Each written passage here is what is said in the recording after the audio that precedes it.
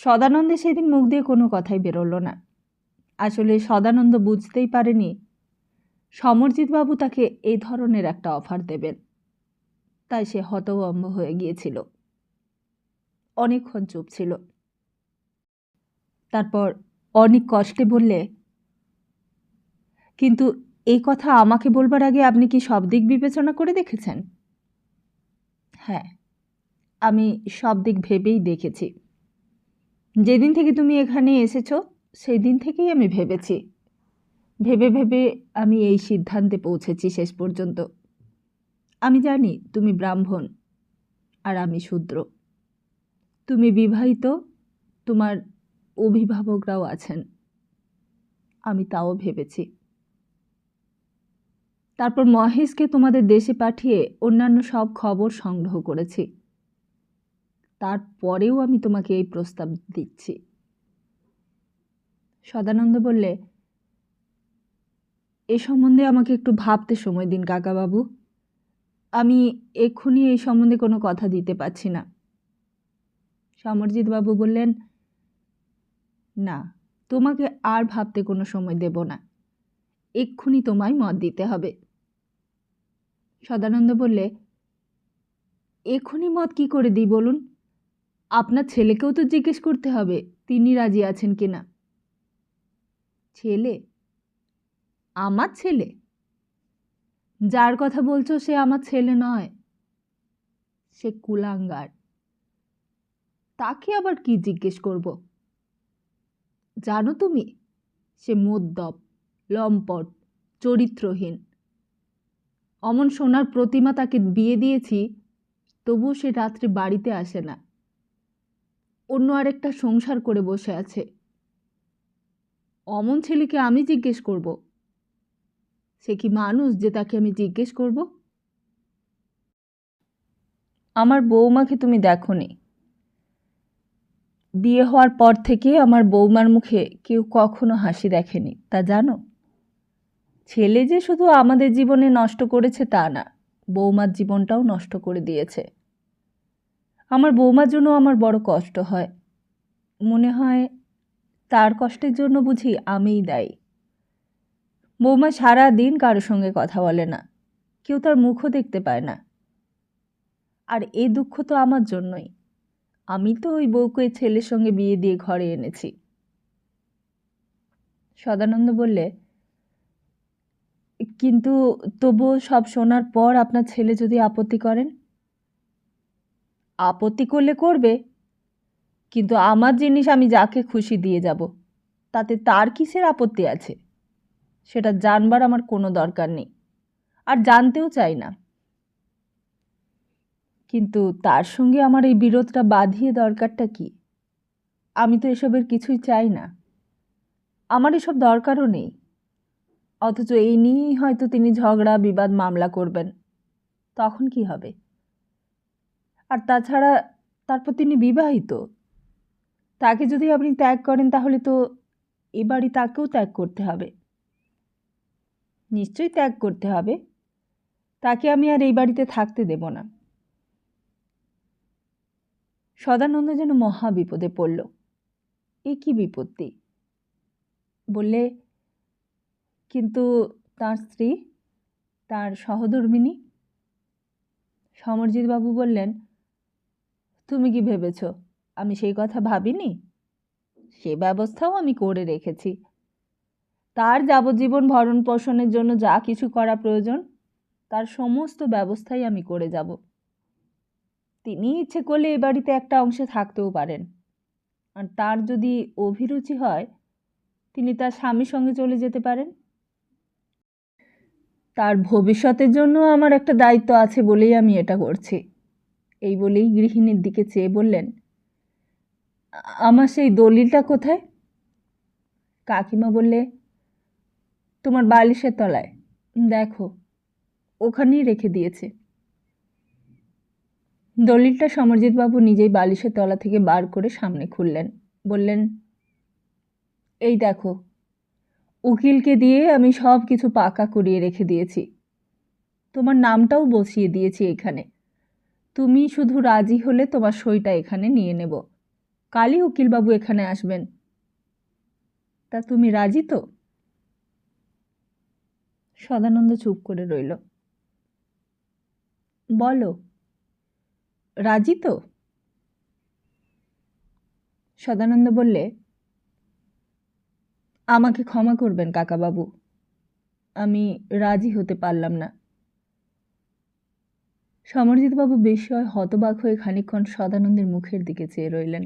তারপর বললেন, তুমি রাজি নও? না। না শব্দটা বড় নিষ্ঠুর শোনালো সমরজিৎবাবুর কাছে। তিনি ঠিক এতখানি হয়তো আশঙ্কা করেননি, কিংবা তার মনে হলো তিনি হয়তো ভুল শুনছেন। বললেন, সত্যি তুমি রাজি নও? সদানন্দ বললে, আমি একজনের সংসার ভাঙতে চাই না। আমার মনের শান্তির জন্যও তো রাজি হতে পারতে। না হয় আমি মারা যাবার পর তুমি এই সম্পত্তি অন্য কাউকে দিয়ে দিতে, তখন তো আমি দেখতেও আসছি না। কিন্তু আমি যতদিন বেঁচে আছি ততদিনের জন্য তুমি রাজি হতে পারলে না সদানন্দ? সদানন্দ বললে, না না, কিছুতেই না। আমাকে আপনি এই ব্যাপারে আর মিছিমিছি পিড়াপিড়ি করবেন না। এই বলে আস্তে আস্তে ঘর থেকে বেরিয়ে এলো। তারপর আবার যেমন এসেছিল তেমনি নিঃশব্দে সিঁড়ি দিয়ে নিচের দিকে নামতে লাগলো। আসবার সময় তার মনে হলো যেন পেছনে অনেক দীর্ঘশ্বাস, অনেক অশ্রুপাতের বোঝা সে কাকাবাবু আর কাকিমার মাথায় চাপিয়ে দিয়ে চলে এলো। কিন্তু কাকে বোঝাবে সে যে এসব তার ত্যাগ নয়, এ তার যন্ত্রণা। এই যন্ত্রণার হাত থেকে মুক্তি পাওয়ার জন্যই সে এত দূরে পৌঁছেছে। এখানে এসেও কি সেই যন্ত্রণার শৃঙ্খল স্বেচ্ছায় নিজের গলায় তুলে নেবে? সদানন্দের মনে হলো তার পায়ের তলার মাটিটা যেন টলছে। শোনো সদানন্দ, শোনো, যেও না। সমরজিৎবাবুর গলার আওয়াজ শুনে সে থমকে দাঁড়ালো। তারপর পায়ে পায়ে আবার সে ঘরে এসে ঢুকলো। বললে, আমায় ডাকছিলেন?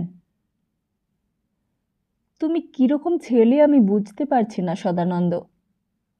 আমি তোমায় টাকা দিতে চাইছি আর তুমি নিচ্ছ না, এ তো বড় তাজ্জব ঘটনা। এমনটা তো হয় না। তুমি কি জানো আমার এই সম্পত্তির দাম কত? সদানন্দ বললে, আমার জেনে কি লাভ? সমরজিৎবাবু বললেন, কিন্তু একদিন তো তুমিই আমার কাছে একটা চাকরি চেয়েছিলে। তুমি চাকরি করবে? কি চাকরি? এই ধরো, তুমি আমার কাছে থাকবে, আমার দেখাশোনা করবে, আর আমার সম্পত্তির হিসেবপত্র রাখবে। তার বদলে তুমি মাইনে নেবে, থাকবে, আর এখানে দুবেলা খাওয়া পাবে। রাজি? সদানন্দ বললে, আগে হলে হয়তো রাজি হতুম কাকাবাবু, কিন্তু এত কাণ্ডের পর আমার আর রাজি হওয়া চলে না। বলেই আবার চলে যাচ্ছিল।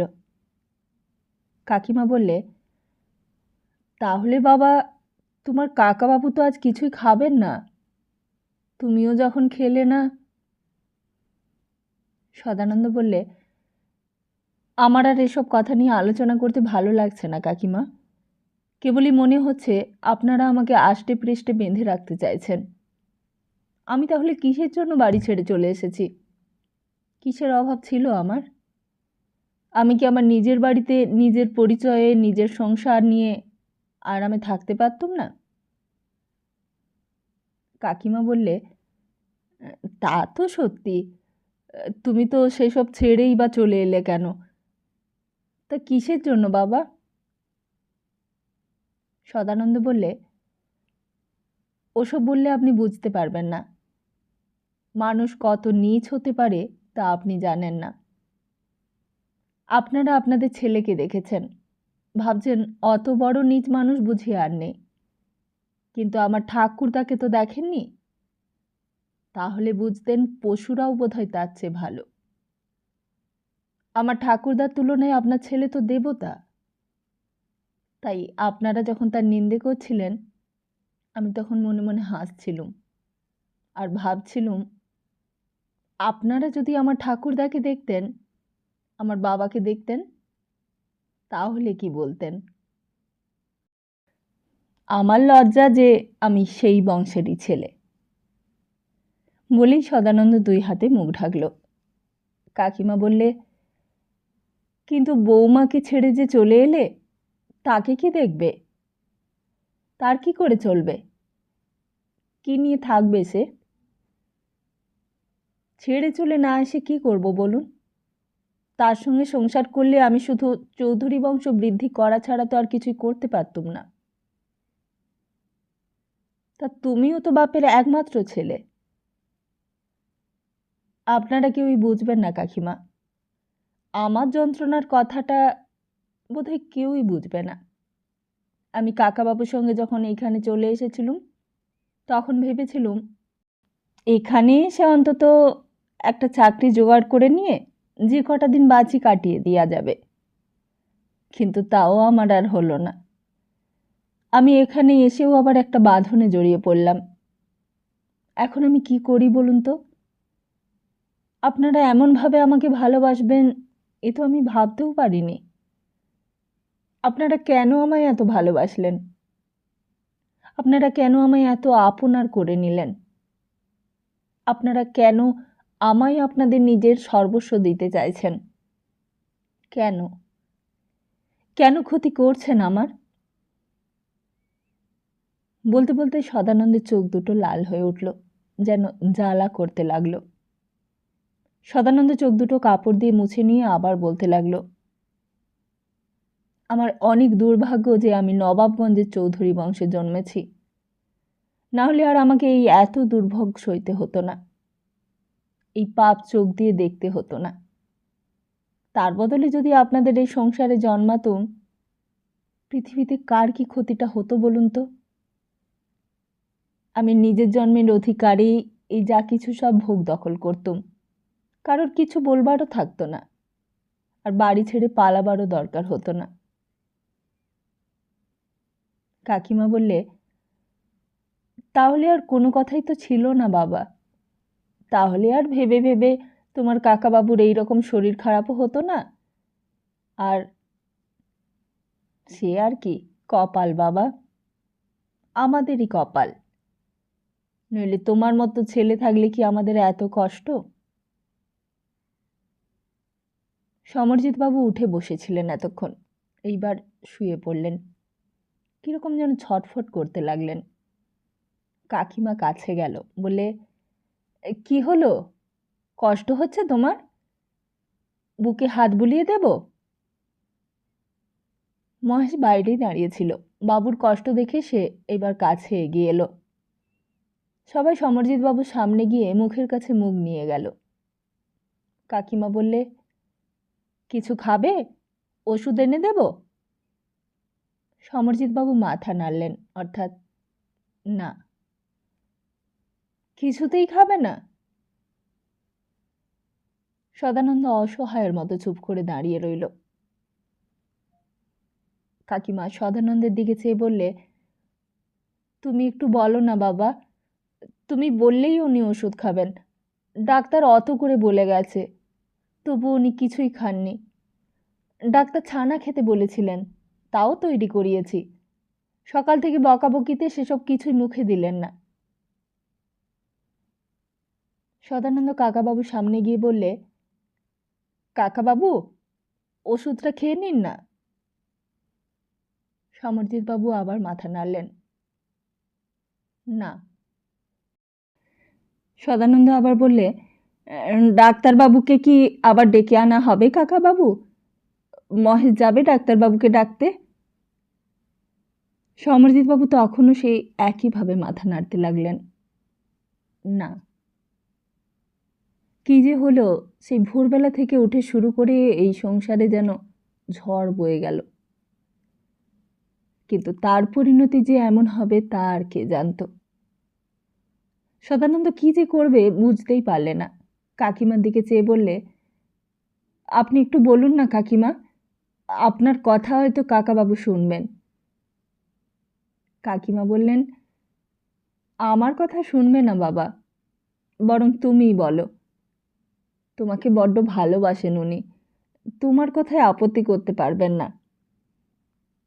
সদানন্দ বললে, কিন্তু আমি কি বলবো বলুন তো কাকিমা, আমি কি ওনার কথা রেখেছি যে উনি আমার কথা রাখবেন? কাকিমা বললে, তা তুমি বলো না যে ওনার কথায় তুমি রাজি, তাহলে আর উনি কিছুতেই খেতে আপত্তি করবেন না। বলবো? হ্যাঁ বলো, মুখের কথা বলতে তোমার কি ক্ষতি, তারপর যা ভালো বিবেচনা হয় তাই করবে। বলো বাবা বলো, বুড়ো মানুষ, তোমার মুখের কথাটা শুনে না হয় ওনার প্রাণটা ঠান্ডা হয়। সদানন্দ আর দেরি করলে না, সমরজিৎ বাবুর মুখের ওপরে মুখ নিয়ে গিয়ে বললে, কাকাবাবু, আপনি যা বলবেন তাতেই আমি রাজি। আপনি একটু শান্ত হন, ওষুধটা খেয়ে নিন। এতক্ষণে সমরজিৎ বাবুর মুখটা যেন কেমন উজ্জ্বল হয়ে উঠল। সদানন্দের দিকে চেয়ে কি যেন বলতে চাইলেন, কিন্তু বলতে না পেরে স্থির দৃষ্টি দিয়ে শুধুই দেখতে লাগলেন সদানন্দকে। সদানন্দ বললে, আমি রাজি কাকাবাবু, আমি রাজি। এইবার ঠোঁটটা শুধু একটু নড়ে উঠল। কিছু বলবেন? সমরজিৎবাবু কি বললেন তা কেউই বুঝতে পারলে না। ডাক্তারবাবুকে ডাকবো? সমরজিৎবাবুর ঠোঁটটা একটু যেন ফাঁকা হলো, অস্পষ্ট গলায় বলে উঠলেন, উকিল।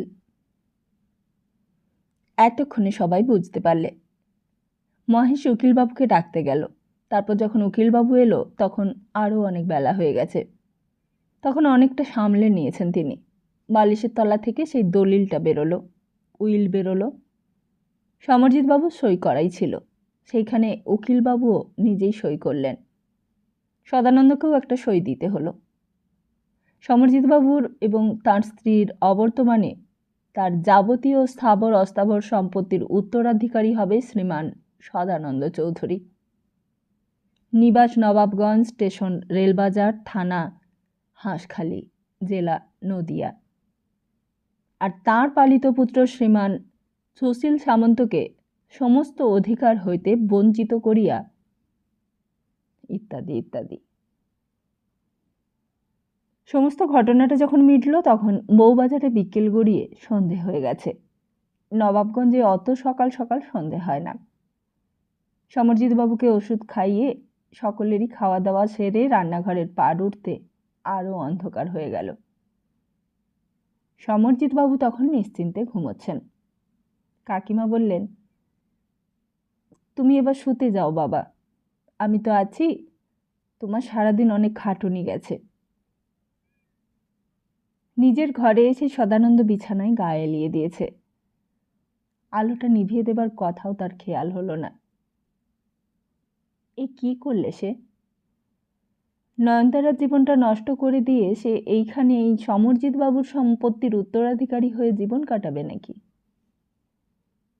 এই নিশ্চিন্ত আরামের মধ্যে এতদিনকার এত বিদ্রোহের পরিসমাপ্তি ঘটবে?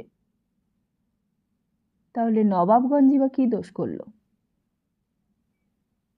কাল সকালে ওই দলিল যথারীতি রেজিস্ট্রি হয়ে যাবে। আইন কানুন স্ট্যাম্প সই সাবুত সমেত পাকাপোক্ত দলিল। কারোর এখতিয়ার নেই দলিলের হেরফের করে। তারপর থেকে এই বাড়ির অখাতর উত্তরাধিকারীর একমাত্র ওয়ারিশন সে। সমরজিৎবাবুর একমাত্র ওয়ারিশন সদানন্দ চৌধুরী। ও শুধু সম্পত্তির হিসেব। আসল চুক্তিটা আরও কঠিন, আরও কঠোর। সদানন্দকে সারা জীবন এই সম্পত্তির দায়ভাগ বয়ে বেড়াতে হবে। সমরজিৎ সামন্তর পূর্বপুরুষের সমস্ত পাপের বোঝা তার উপরেই বর্তালো। স্বেচ্ছায় এবং বহাল তবিয়তে সে এক মুহূর্তে নিজের পরিচয়ে আমূল পরিবর্তন করে দিলে। এক কালির আঁচড়ে, এক কলমের খোয়ায় এক বিচিত্র জীবনের গতি তৈরি করলে। তার সৃষ্টিকর্তার এ কি নির্দয় পরিহাস! হঠাৎই একটা অদ্ভুত জিনিস সদানন্দের নজরে পড়ল। সদানন্দ দেখলে তার ঘরের দরজায় তলা দিয়ে কে যেন নিঃশব্দে একটা ভাঁজ করা কাগজ ঘরের ভেতর ঢুকিয়ে দিচ্ছে। সঙ্গে সঙ্গে সে বিছানা ছেড়ে উঠে দাঁড়ালো। উঠেই কাগজের টুকরোটা কুড়িয়ে ভাঁজ খুলে পড়তে লাগলো। ওপরে নিচে কারো নাম নেই, তাতে মোটা মোটা মেয়েলি অক্ষরে লেখা রয়েছে, আপনি আমাদের সংসারে আসার পর থেকে আমার জীবনে বিপর্যয় শুরু হয়ে গেছে। আমার অতীত তো ছিলই না, বর্তমানও ছিল না, একমাত্র ভবিষ্যৎটুকুই টিমটিম করে প্রদীপের মতো জ্বলছিল। আপনি আসার পর আজ তাও হঠাৎ নিভে গেল। আমার অতীত, বর্তমান, ভবিষ্যৎ সব আজ নিঃশেষ হয়ে গেল। কেন এলেন আপনি? আমার মতো হতভাগিনী নারীর এই সর্বনাশ করে আপনার কি লাভ হলো? আপনি কি বাড়ি ছেড়ে চলে যেতে পারেন না? আমার মতো নিরপরাধ নারীর উপকারের জন্য আপনি কি এই সামান্য কাজটুকুও করতে পারেন না? যদি এই উপকারটুকু করতে পারেন তাহলে আপনার উপর চিরকৃতজ্ঞ হয়ে থাকব। ইতি। কীর্তিপদ মুখোপাধ্যায়ের শেষ জীবনটা যে নিঃসঙ্গ অবস্থায় কাটবে তা আগেই তার জানা ছিল। গৃহিণী আগেই গিয়েছিলেন, থাকবার মধ্যে ছিল এক মেয়ে। কিন্তু কন্যা সন্তান হবার সঙ্গে সঙ্গে মানুষ ধরে নেয় যে সে পরের ঘরে যাবার জন্যই জন্মেছে, সুতরাং তার ওপর আশা ভরসা কেউ আর করে না। কিন্তু সেই মেয়ের মৃত্যু সংবাদও যখন কানে এলো তখন আর তার বেঁচে থাকবার কোনো অর্থ রইল না। ভেবেছিলেন সকলকে রেখে, সকলকে সুস্থ সমর্থ দেখে তিনি পৃথিবী থেকে চলে যেতে পারবেন, কিন্তু তা আর হলো না। আগে মাঝে মাঝে নবাবগঞ্জ থেকে তবু চিঠি আসতো। চিঠির মধ্যে যদি দেখতেন লেখা আছে প্রীতিলতা ভালো আছে, সদানন্দ ভালো আছে, জামাইও সুস্থ আছে, তাহলেই তিনি নিশ্চিন্ত হতেন। তার আর কোনো কামনা ছিল না। পৃথিবী ভেসে যাক, ডুবে যাক, তাতে তার কিচ্ছু এসে যেত না। শুধু প্রীতিলতা, সদানন্দ আর জামাই ভালো থাকলেই হলো। আর জমি জমা, ও তো থাকবেই। জমি জমা থাকলেই প্রজা পাঠক থাকবে, আর প্রজা পাঠক থাকলেই তারা খাজনা দেবে। আর যতদিন তারা খাজনা দেবে ততদিন তিনিও খেতে পড়তে পাবেন। তাছাড়া মানুষ আর কি চায়? একটাই তো পেট দান, কত আর খাবেন তিনি? জামাইয়েরও এমন অবস্থা নয় যে তার সম্পত্তিতে ভাগ বসাতে চাইবে। আর বাকি রইল সদানন্দ। তা এই যা কিছু তিনি রেখে গেলেন সবই তো শেষ পর্যন্ত তাঁরই। এইসব কথা তিনি অবসর সময়ে ভাবতেন, আর ভাবতে ভাবতে কখন যেন ঘুমিয়ে পড়তেন। তখন প্রকাশের বউ এসে ডাকত, পিসেমশাই উঠুন, আপনার খাবার দেওয়া হয়ে গেছে। কীর্তিপদবাবু বলতেন, তুমি আমার খাবারটা ঢেকে দিয়ে চলে যাও, আমি পরে উঠে খাবো। আসলে প্রকাশকেই দেখতে পারতেন না পিসেমশাই। তার গৃহিণী কবে মারা গেছে তার ঠিক নেই, কিন্তু টাকার লোভে গৃহিণীর সম্পর্কিত লোকের সঙ্গ আর ছাড়েনি। তারা তখনও পেছনে লেগে রয়েছে, আঠার মতো আটকে রয়েছে সারা জীবন। তা শেষকালে প্রকাশের বউ একদিন রাত্রে আবার ডাকতে লাগলো, পিসেমশাই উঠুন, আপনার খাবার দেওয়া হয়ে গেছে। কিন্তু সেদিন আর কেউ সাড়া দিলে না। আরও অনেকবার ডাকাডাকি হলো, তবুও সাড়া দিলেন না কীর্তিপদবাবু। আর তখনই চারদিকে খবরটা ছড়িয়ে পড়ল যে সুলতানপুরের কীর্তিপদবাবু মারা গিয়েছেন। ধ্বংস যখন শুরু হয় তখন বোধহয় এমনি করেই শুরু হয়। একদিন কালীগঞ্জের হর্ষনাথ চক্রবর্তীর শেষ দেখেছে পৃথিবী, শেষ দেখেছে নবাবগঞ্জের নরনারায়ণ চৌধুরীর, আবার বউবাজারের সমরজিৎ বাবুর শেষ দেখবার জন্য পৃথিবী অপেক্ষা করে রয়েছে। আর এইবার শেষ দেখলে ভাগলপুরের কীর্তিপদ মুখোপাধ্যায়। সে বড় নিঃশব্দ শেষ। আগে বাবার মৃত্যু হয়, তারপর মৃত্যু হয় সন্তানের, এটাই স্বাভাবিক নিয়ম। কিন্তু কীর্তিপদ বাবুর বেলা সেসব নিয়ম উল্টে গেল। আগে সন্তান, তারপর বাবা। বিংশ শতাব্দীর মাঝামাঝিতে এসে পৃথিবীর সব নিয়ম কানুনই বুঝি উল্টে পাল্টে গেল। ছোটমশাই যখন সুলতানপুরে এসে পৌঁছলেন তখন সব শেষ। নেহাত শেষকৃত্যটা না করলেই নয়, তাই করা। শ্রাদ্ধশান্তি সব কিছু চুকিয়ে আবার তার নবাবগঞ্জে ফিরে যাওয়ার কথা সেইভাবেই ব্যবস্থা করে মনে মনে ভেবে রেখেছিলেন। কিন্তু ফিরেই বা যাবেন কোথায়? সেই নবাবগঞ্জেও যা, এই সুলতানপুরেও তাই। সেখানেও সেই খাঁ খাঁ বাড়িটার ভেতর দম আটকে আসার নিঃসঙ্গতা, আর এখানেও তাই।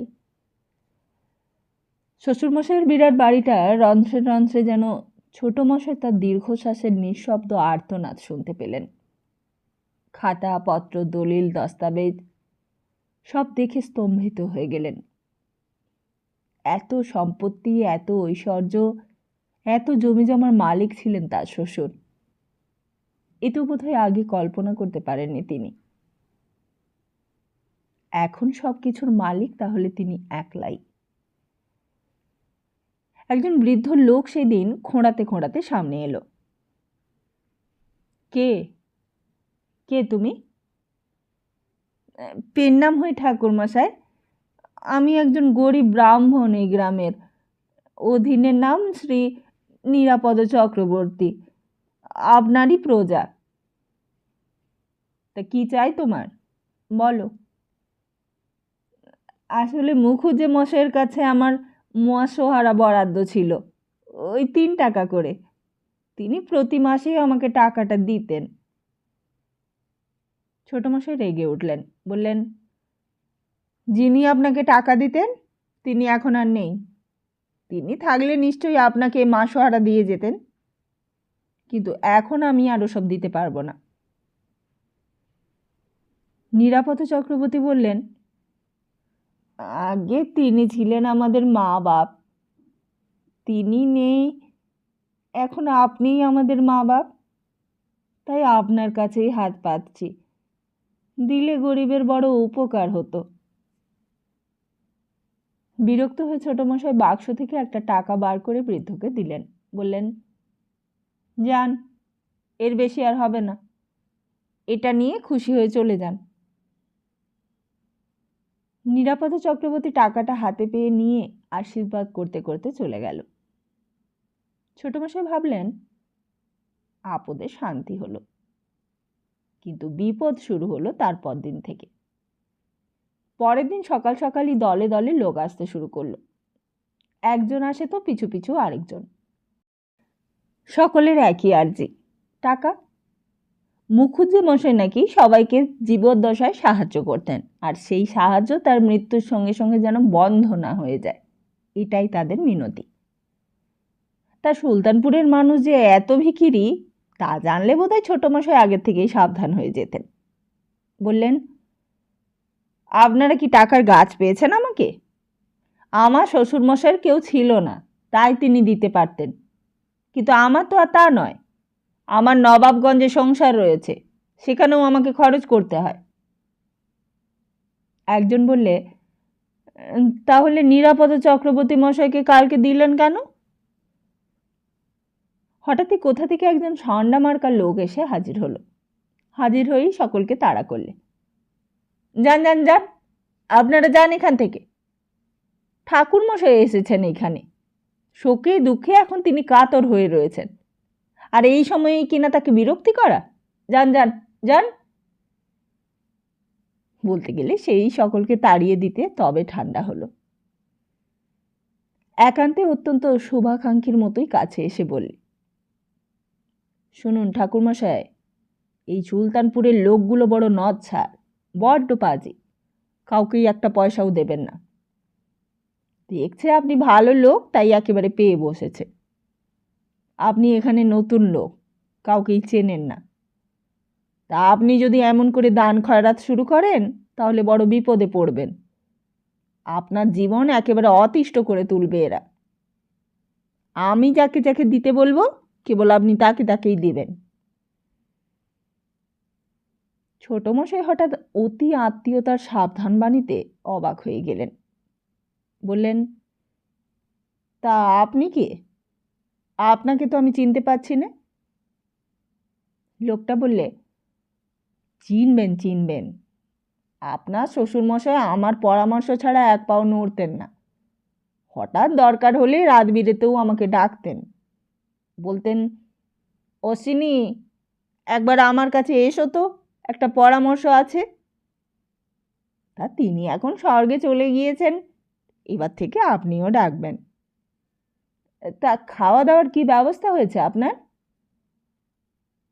ছোটমশাই বললেন, ওই আমার শালার পরিবার আছে, তারাই দুই বেলা যা হোক দুমুঠো ফুটিয়ে দিচ্ছে। তা সে খাবার আপনার মুখে রুচছে তো? কেন কেন, ও কথা বলছেন কেন? না না, মানে প্রকাশকে তো আমি চিনি, তা সে তো বরাবরই বাউন্ডুলে মানুষ ছিল, জানি না এখন কেমন আছে। তা সে তা বউ ছেলে মেয়ে এখানে রেখে চিরকাল আপনার ঘাড়ে বসেই খেয়েছে, এখন কোথায় আছে সে? ছোটমশাই বললেন, কলকাতায়। তা সে কলকাতায় থাকুক আর যেখানেই থাকুক, আপনার ওসব যা তা খাওয়ার দরকার নেই। এই মুখুজ্জে মশাই যে অকালে মারা গেলেন, তা কেন মারা গেলেন তা কি জানেন? কারণ ভালো করে যত্ন আত্তি হতো না। আমায় একবার আড়ালে ডেকে বলেওছিলেন, অশ্বিনী, আমি আর এসব ছাইপাশ খেতে পাচ্ছি নে বাবা, এরকম খাওয়া খেলে আমি আর বেশি দিন বাঁচব না, তুমি আমাকে ওদের হাত থেকে বাঁচাও। তা আমি বললুম, ঠিক আছে, এইবার থেকে আপনার বৌমা রান্না করে দেবে, আপনি তাই খাবেন। কিন্তু হলে কি হবে, দুদিন যেতে না যেতেই গায়ে কথা উঠল, লোকে বলা বলি করতে লাগলো যে আমি নাকি সম্পত্তি লিখিয়ে নেবার জন্য মুখুজ্জে মশাইকে তোয়াজ করছি। তাই এরকম ছ্যাঁচড়া জায়গা তো আর পৃথিবীতে নেই ঠাকুরমশাই। তাই শেষ পর্যন্ত যা হবার তাই হলো, মুখুজ্জে মশাইকে মেরে তবে সবাই ঠান্ডা হলো। লোকটার নাম অশ্বিনী ভট্টাচার্য। পরপর কদিন সকাল বিকেল আসতে লাগলো, আর এসেই জিজ্ঞেস করতে লাগলো, খাওয়া হয়েছে? ছোটমশাই বলতেন, হ্যাঁ। পেট ভরেছে তো? হ্যাঁ হ্যাঁ, পেট ভরেছে। অশ্বিনী ভট্টাচার্য বললে, দেখবেন এখানে লজ্জা করলে আবার ঠকবেন, এমনি সবাই আপনাকে খাওয়ানোর জন্য খুব আগ্রহ দেখাবে, বুঝলেন? ওই প্রথম প্রথম আপনাকে সবাই অমন খোসামত করতেই চাইবে, কিন্তু আপনি যেন আবার কারোর খোসামদে ভুলে যাবেন না, খোসামদে ভুললেই একেবারে সর্বনাশ। কেন, আমাকে কেন সবাই খোসামত করবে? তা খোসামত করবে না? কি বলছেন? আমার মতন কি আর সবাই নিঃস্বার্থ মানুষ মশাই? এইখানকার সব মানুষ যে আপনার টাকার গন্ধ পেয়েছে, আপনার নিজের টাকা তো আছেই, তার উপরে আবার মুখুজ্জে মশাইয়ের টাকা, সবই যে আপনি একলাই পেয়েছেন সেটা জানতে তো কারোর বাকি নেই। আমি নিজে ঠাকুরমশাই এই টাকা জিনিসটাকে বড্ড ঘেন্না করি। এই যে আপনার কাছে আমি আসি, তো কেন এত ঘন ঘন আসি বলুন তো, কেন? ছোটমশাই বুঝতে পারলেন না, বললেন, কেন? তা কেন আসি শুনবেন? আসি কারণ আপনাকে ভালো মানুষ পেয়ে সবাই যাতে ঠকিয়ে নিতে না পারে, তাই।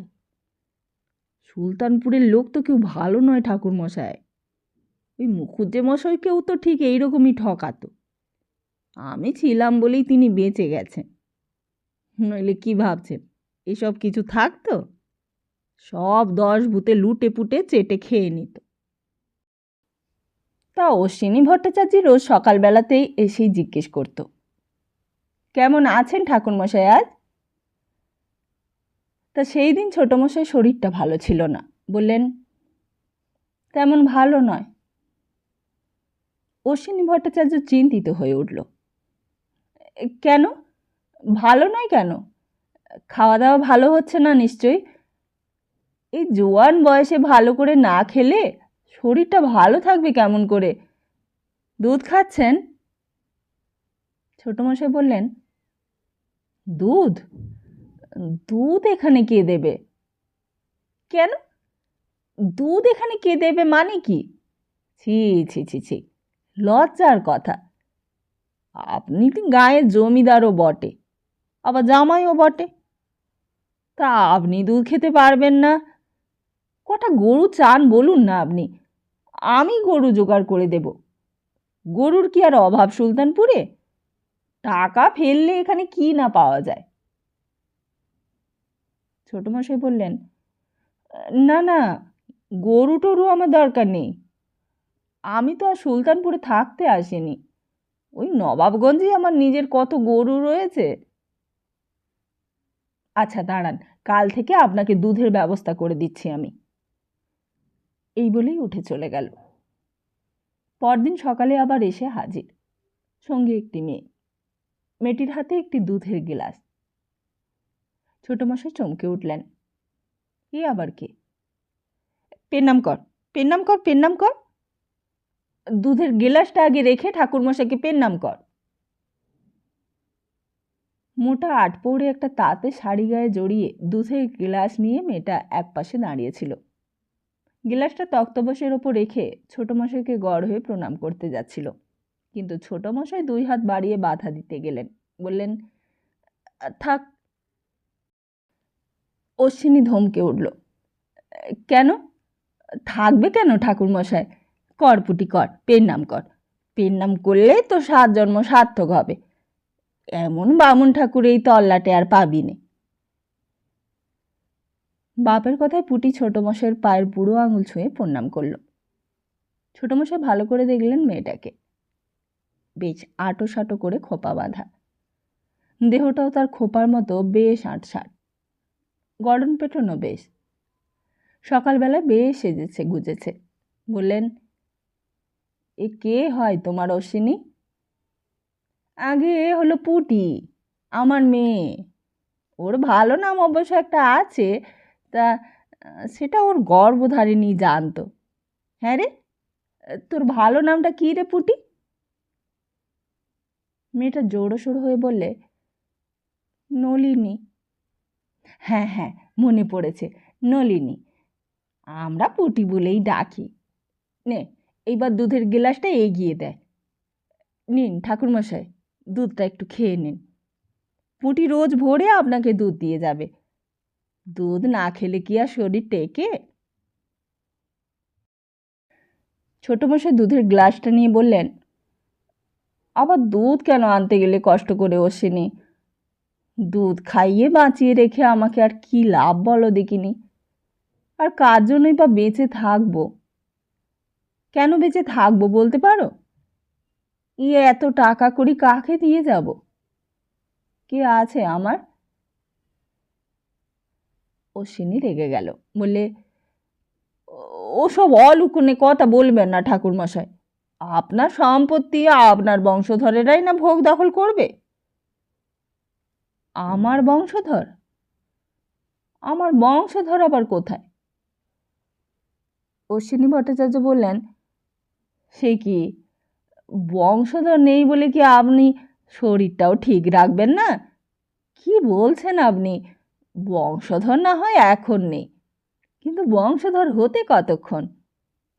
আবার একটা বিয়ে করে ফেলুন না, তখন আবার বংশধর হবে। এইবার আর হাসি চাপতে পারলেন না ছোটমশাই।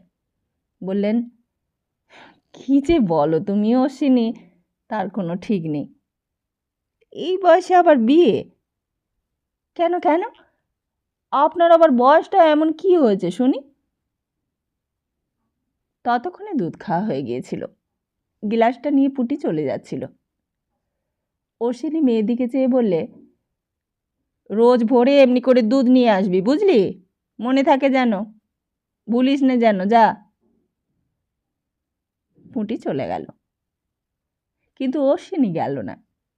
এই এত টাকা সম্পত্তির লোভটা সে মন থেকে দূর করতে পারলে না।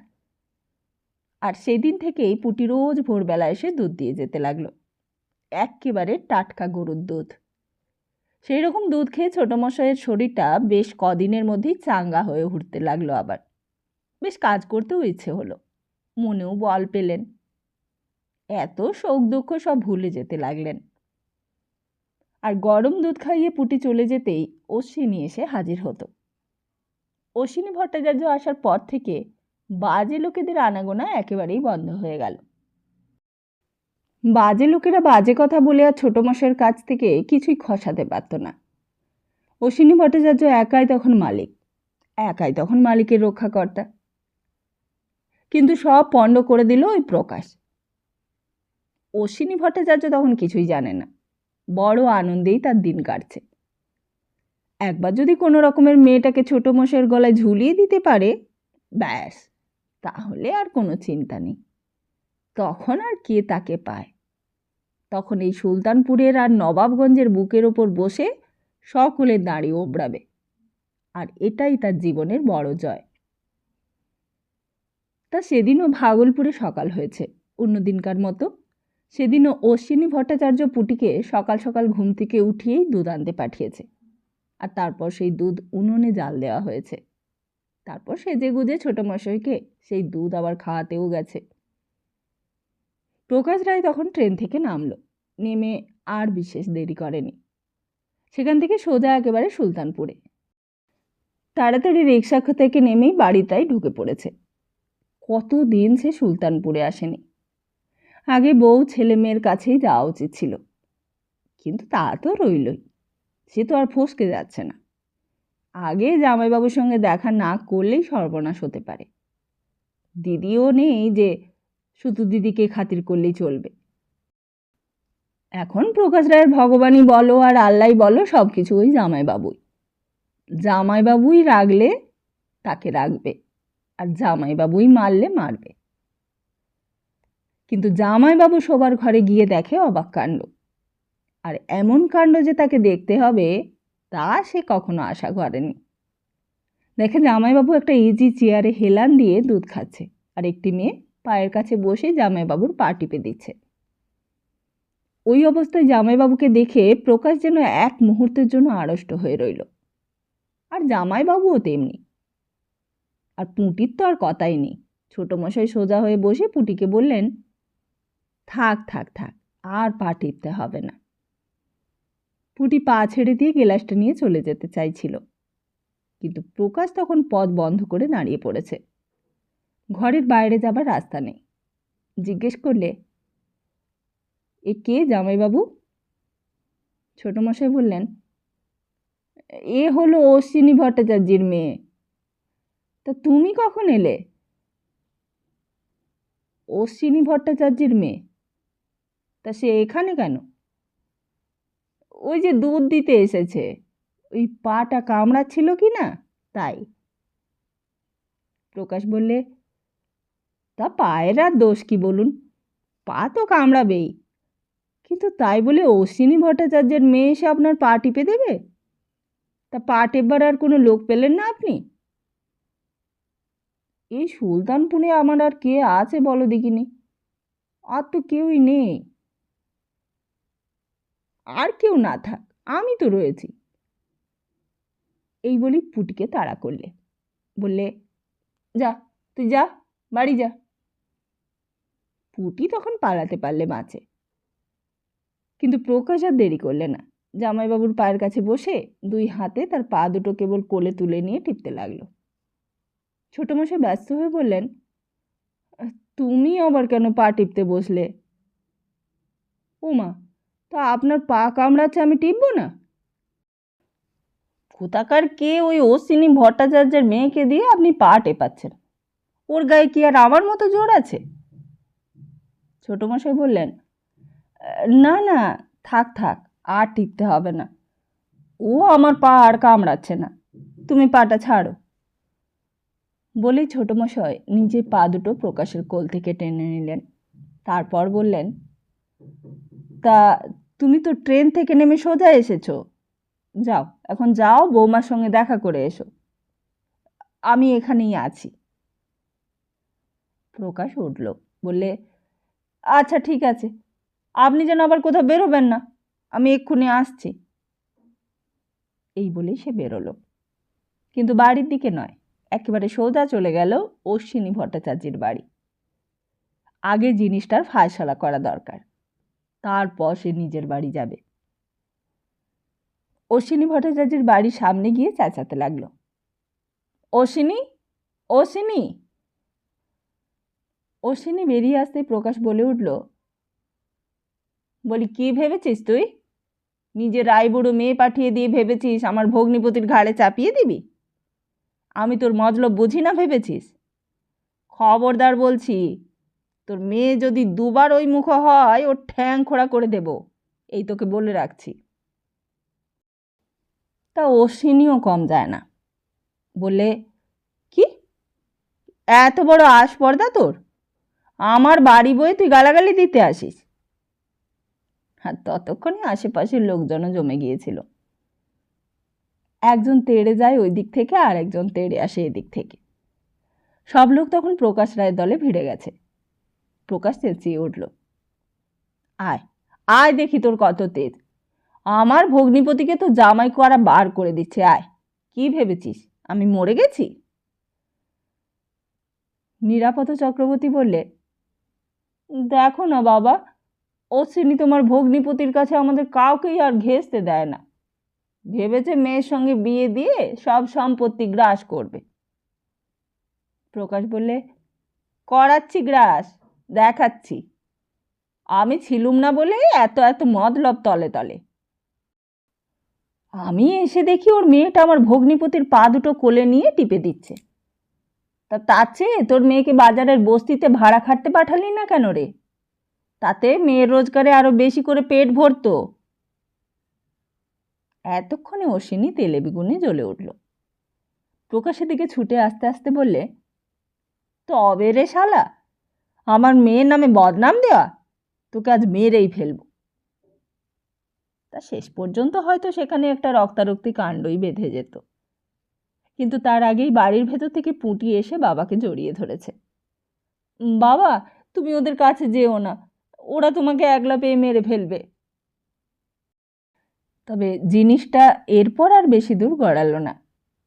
অশ্বিনী ভট্টাচার্য রাগে গজগজ করতে লাগলো, প্রকাশও তাই। আর মাঝখানে নিরাপদ চক্রবর্তীরা শুধু একটু হতাশ হলো। একটা গুরুতর কিছু ঘটলে যেন তাদের বেশি ভালো লাগতো। তবে প্রকাশ চলে আসার সময় শুধু বলে এলো, ঠিক আছে, আজ আমি কিছু বললুম না, কিন্তু সাবধান, আর কখনো যদি এমুখো হোস তাহলে তোর একদিন কি আমারই একদিন। হ্যাঁ।